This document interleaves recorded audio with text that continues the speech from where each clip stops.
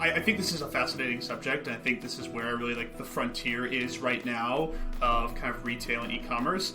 I think the most important thing to think about when it regards incrementality is there's pretty much no metrics out of the box right now being provided to you by Amazon or any other kind of marketplaces that are going to satisfy what you need.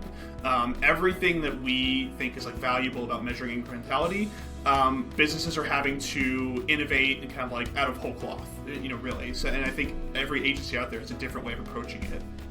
For us, what we do at Rise when we think about incrementality is we're always thinking about the interplay between your paid efforts and your organic efforts. We know that the two are much more closely interlinked than in something like Google search or Meta or something like that. And so what we're doing is our kind of favored way of calculating incrementality for bottom funnel is we're thinking about not only the ROAS, the kind of the ad sales that you're generating, but also how that interplays with your tacos when it's incorporating organic as well. And one of the great things about Pacvue actually that we leverage a lot is that it's actually able to bring in both those metrics into kind of the same space where we can play around with them in that way.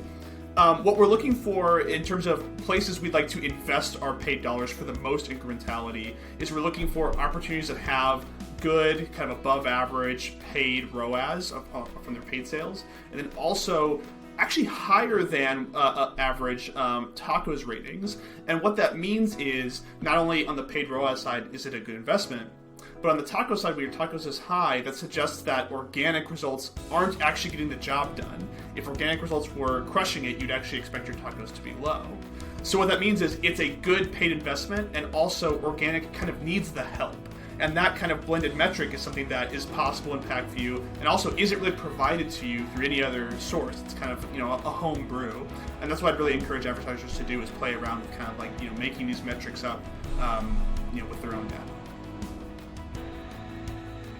Completely. It's really the eternal struggle, not just with marketplaces, but throughout digital marketing is everyone understands upper funnel campaigns have value and have merit, but sometimes it's a little bit difficult to connect the dots between the exact kind of impact you're seeing from your upper funnel efforts to your bottom of funnel efforts or powering your bottom funnel efforts.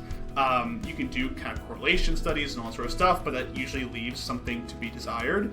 I think the most kind of game-changing an impactful way to measure upper funnel success right now is Amazon Marketing Cloud that they've released, for I'd say about a year and a half now.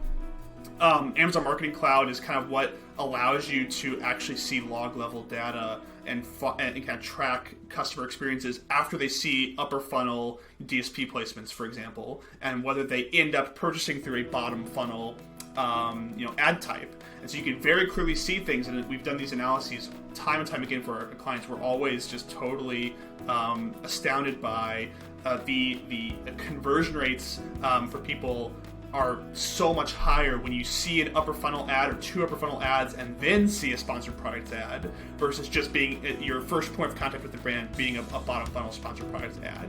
And that specific uplift you can measure exactly, which I think is so powerful. And one of the reasons also we lean on Pacvue so heavily for some of these analyses because obviously you have the Amazon Marketing Cloud functionality baked right in, which is so convenient for us.